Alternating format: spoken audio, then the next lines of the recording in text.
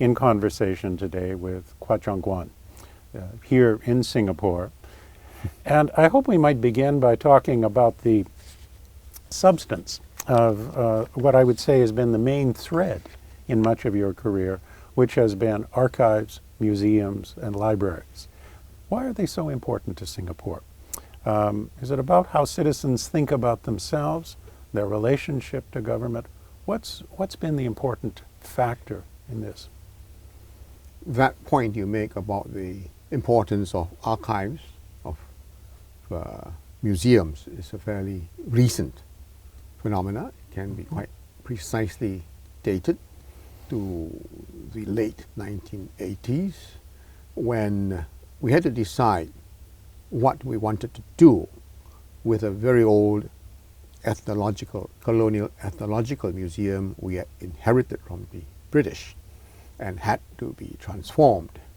And the committee that was set up to review this proposed that, in line with museum developments in other parts of the world, the museum could become a place where the citizens of Singapore could reflect on, in that wonderful phrase, where they came from, where they are now, where they are going to. Fortunately, at the point of time, we had 25 years of nationhood. We were on the threshold of economic takeoff, and the awareness that had to be put in some sort of a historical context was accepted by the policymakers, and we were given then the funding to redevelop the museum to give more emphasis to Singapore history. The major breakthrough came in 1992 when the then late Deputy Prime Minister Ong Teng Cheong was tasked to review the whole cultural milieu in Singapore, and we then put up a part of the report proposing that a major part of that review of the cultural landscape be focused on the museum, which should be transformed.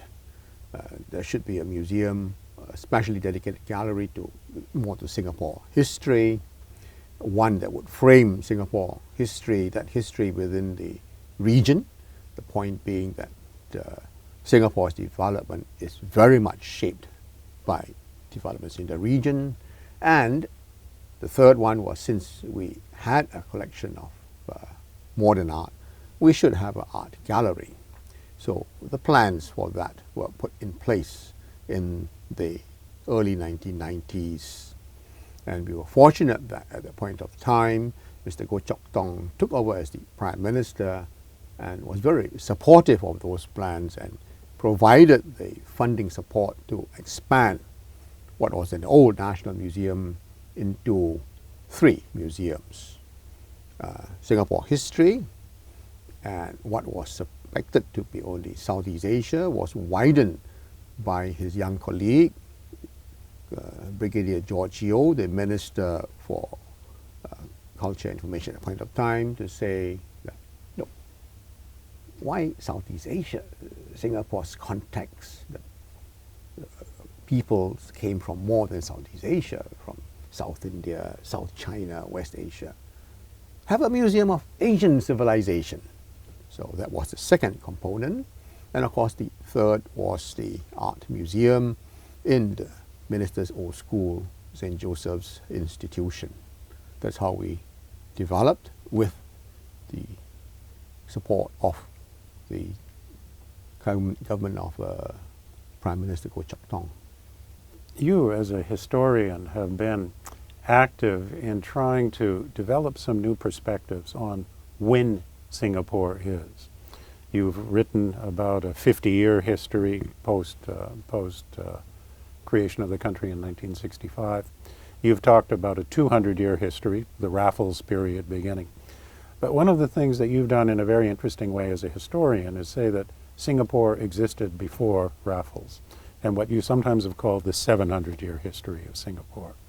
How have museums, archives, fit into the telling of that broader historical story that begins before Lee Kuan Yew, that begins before Raffles? Well, a major paradox of the Singapore story is that it is premised on an anti-colonial nationalist struggle.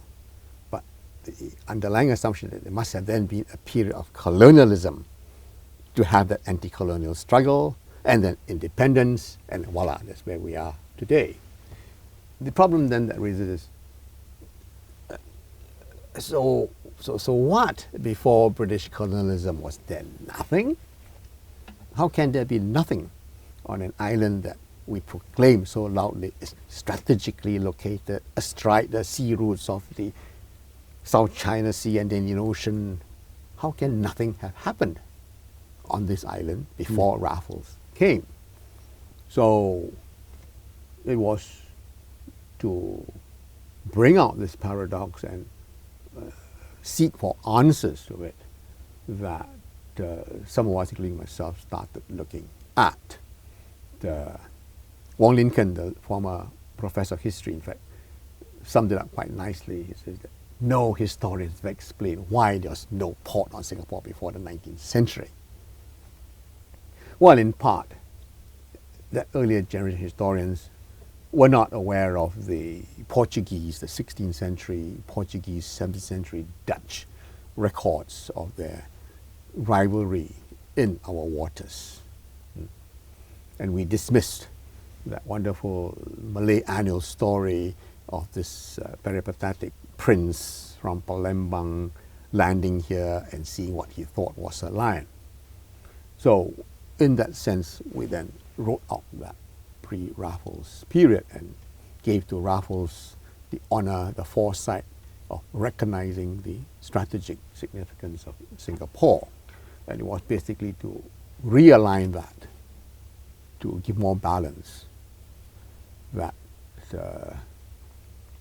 I persuaded the National Museum in 1983-84 to do a trial excavation on Fort Canning to really verify that there was nothing there, that this Malay prince Sang Tama didn't have a palace or an istana up there.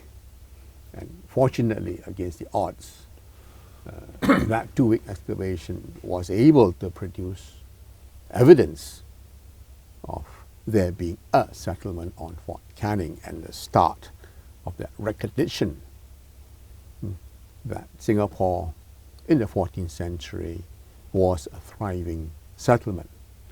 Today, 30 years on, we do have several tons of artifact ceramics largely that is testimony to the prosperity of that 14th century settlement. The issue becomes, but then that settlement, for various reasons, supposedly came to an end in the end of the 14th century, 1392, 93, 94, and was overtaken by the new emporium of Malacca. So what happened to Singapore after that? You know, it was supposed to be strategically significant. It went into a proverbial black hole of history until Raffles came and found this, as Rajaratnam used to say, poor, lost 150 odd fishermen living here. So it was, we have since then been, I think, slowly gathering the evidence that now shows that there was, in fact, in the 17th century, 1600s, a very active port, harbour on Singapore, in which the Johor Sultans from their istana up the Johor River, Kuratinggi and further on down, thought well enough to formally position a harbour master, Shabanda, here on Singapore Island to control. So we are slowly now building up that history from the filling in that black hole from the 16th, 17th century. My colleague Peter Borschberg has done yeoman service in retrieving from the Dutch, Portuguese, Spanish archives a very intriguing story of high politics between the Portuguese and the Dutch at the beginning of the 1600s to actually build forts on Singapore Island. So in a sense, yes, we have been filling in that story. The significance of that is, where then do we start Singapore? If we were to continue to want to start it in 1892, then we have locked ourselves into basically an Anglo-American European world that we are, as Mary Turnbull argued in her classic text, very much a product of the British colonial legacy. That she would argue in the latest edition of book, right into post-65 and perhaps even the beginning of the 21st century. If, however, we accept that there was a settlement here on Singapore, a continuous history of sort that we are now building up, going back to the 14th century, then we have got a very different perspective in which we can see Singapore as a node point of a network of trading ports in the South China Sea here, long before the Europeans arrived here. And so if you are looking for the precedences of Singapore as a city-state, then yes, it goes back to the port city and colonialism. But you're looking for the precedences of Singapore as a global city. Can you find it in the city-state and the port city? Or does it go back to an earlier era of the 14th century where Singapore was independent and networking very successfully with ports on the Indian coast, South Indian coast, and the South China? We're in the National Archives here in Singapore today for this discussion. Archives are often understood to perform two functions. One is the repository, where things go to reside and live. The other is that the other vision is that they are a place that should be and must be open for scrutiny, for accountability, as a way of telling a story in an open way to the citizens and to others who want to make sense of the place they're looking at. What's the function of archives in Singapore? The former understanding that archives are a convenient storehouse for ministries to unload their closed files has been prevalent. And I think it's a role that the archives accepts, and it's quite glad, because then at least those files have not been thrown out, destroyed, but have been preserved and are available at some point in the future for whatever reason.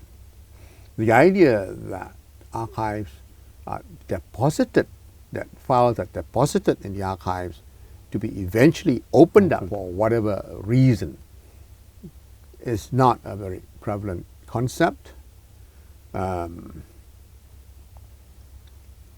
idea that they are there to serve in the writing of history, yes, that is very strong.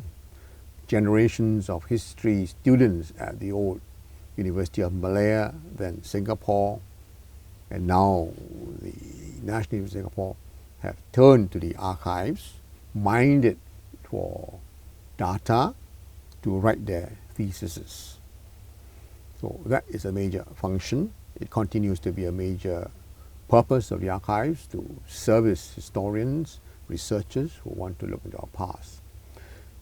But the wider function of archives as the corporate memory of not only the government but the society, as shaping a society's sense of its identity, is something that is emerging now. So you find it in the mission statement of the archives that it sees itself as the corporate memory. And indeed so, because with new generations of civil servants emerging, taking over, that corporate memory of why was this policy made? What were the assumptions of this policy? If they are not transmitted socialized in the workplace, then they are forgotten and have to be then retrieved from the archives here. Likewise, for a younger generation of Singaporeans who want to know how they got to where they are today and are turning to the archives, not only for hard policy matters, but even the cultural background to how certain practices evolve, how the places that they are familiar with have evolved, have changed, for the data to justify their documentation of heritage in the sense of nostalgia of places, well, then the archives performs that function. So in the example of here, say here, Bukit Brown, the cemetery of Bukit Brown, largely forgotten until the proposal to put a new road through it. And suddenly there's an interest in Bukit Brown as a memory site. But the documentation of that Bukit Brown, who is buried where, the inventories, the registries of the tombs is all within the archives. And so it is then to the archives that these younger Singaporeans with a deep interest in their past then turn to. And I think this is a function that the archives will increasingly have to perform. There's an episode about which you have written, which is the debate about Operation Cold Storm, which had an archival dimension to it and which had an argument about history, that it comes alive because it's a contemporary political issue. Would more open access to archives in the sense of the record of government produce more kinds of controversies, or would they reaffirm the national narrative of the government? I don't think so that opening up the archives would resolve the political controversies of Operation Cold Storm and other political histories there. We are talking there of the politics, the histories of the wounded, the losers, the victims of history who are seeking redress. And for that sort of an issue, no amount of open archives is going to resolve their problem. What is wanted is an apology, which is not going to be forthcoming. So, in this aspect, was Mr. Lim Chin Siong a communist? I don't think any amount of archival record is going to prove it one way or another. Certainly, we are not going to find a nice little piece of paper that says Mr. Lim Chin Siong was admitted as a member of the Communist Party on this date and this time. So really here, it is how we are choosing to interpret the existing archival records here that matters. It's more the reading of the archival records that is the issue here. The records can be read to give and support very different interpretations of history of that Operation Cold Storm. So one category of British records will show that the High Commissioner, Lord Selkirk, and the staff here were sympathetic to Mr. Lim Chin Siong. But another category of British records with the cabinet papers will show that Whitehall suggested Whitehall took a rather different perspective of developments in Malaya and chose to ignore the advice of the local person here. The Malaysian Special Branch records, if they are ever open, the ISD records here, if they are ever open, might well provide again another rather different understanding perspective here. So, yes, it is undeniable that a certain number of people were arrested on that date and time, but the interpretation of their circumstances leading to their detention, why, will continue to be disputed, and different answers can be sought in the archival record. You've had a fascinating, you've done a multiplicity of public service tasks in preparing materials, doing interpretations of Singapore and its world. But it's been an interesting career in that you have done many things. This is what we sometimes call a portfolio career now, that my students all are kind of aspiring to, doing a variety of things that make a difference. How did this strange career unfold? Well, you flow, like a good Taoist, you flow with the times, the tides, and you then make what is assigned to you. I think very few of us can really say that we have dedicated the plan and followed through a career here. So, okay, the Oral History Center is about to be reorganized. They can't find anybody better than me to be assigned to do it. Okay, you take on the challenge and see what comes out of it. Oh, the museum in that point of time then is termite ridden. Somebody needs to coordinate the restoration, repair of it. Okay, you are assigned, you take it on and do it. And you go from there. That's how it goes. Once you have decided, in my case, to go into the public service, then you flow with that career and where it takes you to. The difficult choice would be whether at some point I decided, no, I want to join my other colleagues out in the private sector or whatever. To the extent that I did not and I saw no need to make that difficult decision, then I went with the public career assignments given to me. The issue can then be, so what if you were assigned to a public office that you had no great interest in? Would you then have resigned? Would I have resigned? Well, again here, the options are that could that assignment not have been managed? And says, well, could I come back to that in a later time and do something else lesser perhaps? So I think here this management of one's career, choices one makes, a lot depends on flowing with the tide rather than against.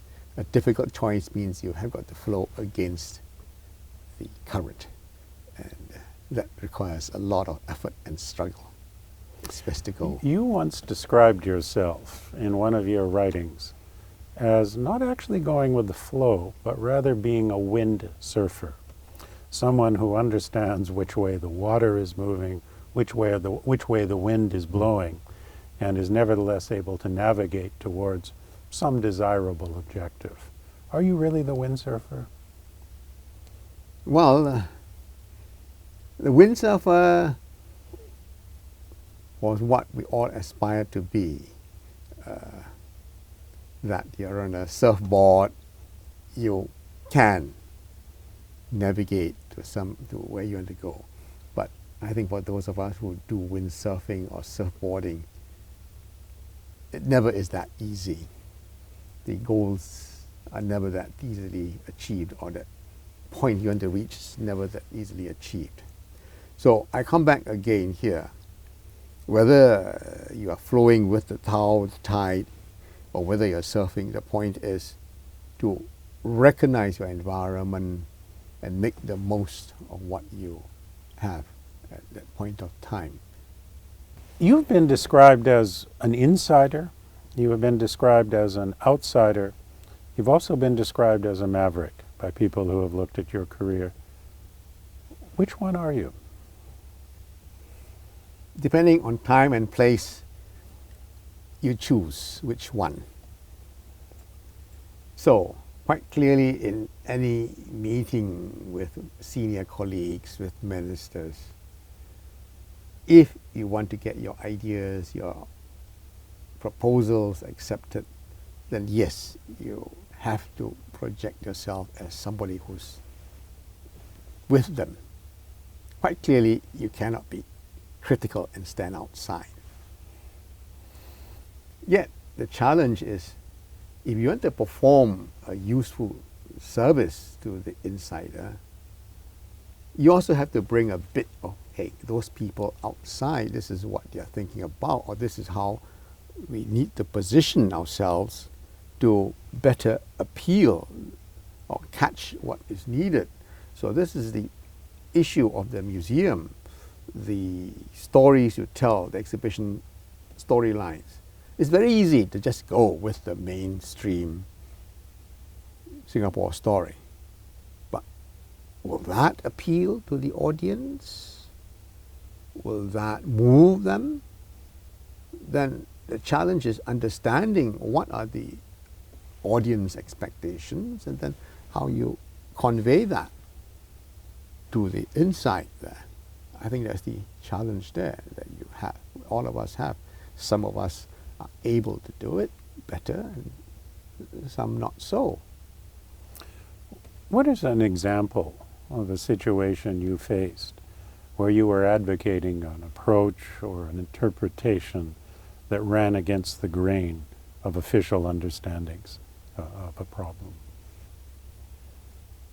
Various, I mean, if you take Singapore's position in the region, does Singapore stand firm? This is where I am as a city-state. This is my home. I arrange the furniture as I want, and you don't tell me how to arrange the furniture, my position. Or do you here take the position, hey, there is a neighborhood around us. We have to take some cognizance of that neighborhood. You know, it may be a rather messy, perhaps even hostile neighborhood.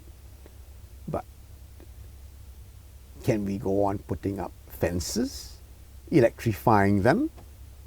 Or do we at some point have to go out and wade into that messy neighborhood? And how do you make sense of that neighborhood? So this is an issue that my colleagues and I have faced, you know, helping the senior officials, my senior colleagues, understand what lies on the other side of the fence. How do we make sense? How do we reach out to them? It's very easy to say that, oh, they are everything they're not. They are corrupt. They are fun-loving. We are not.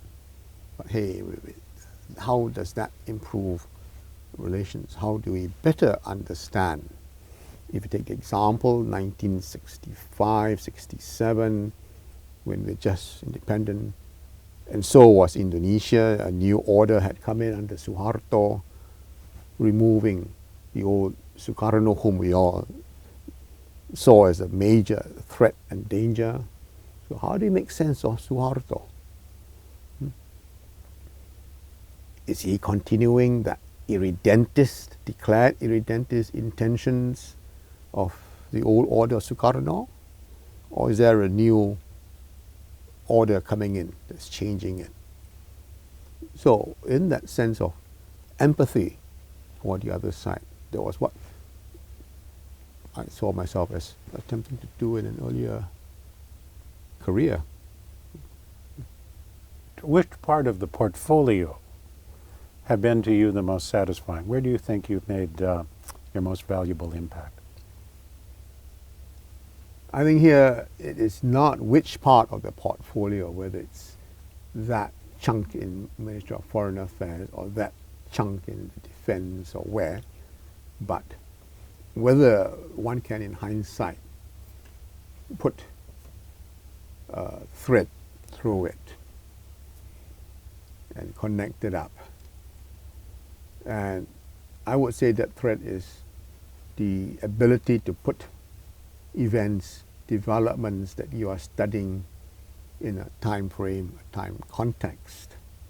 So basically, it has been, how do you, in the various assignments I've got, how do you locate, help people to better understand where Singapore is on that river of time, flowing from where to wear.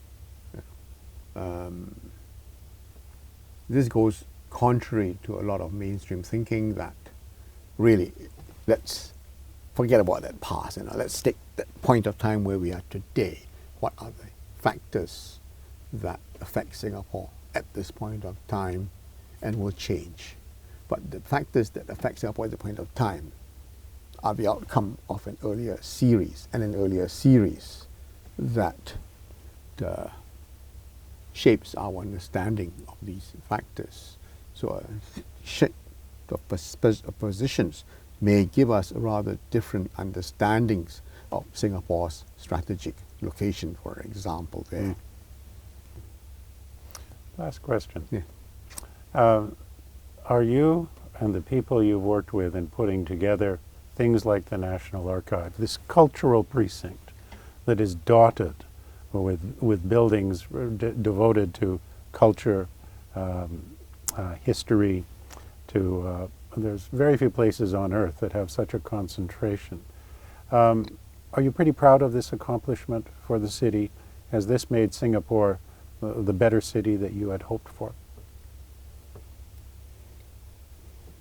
Here, the vision is not only mine, but that of my other colleagues on that museum, on the various museum committees.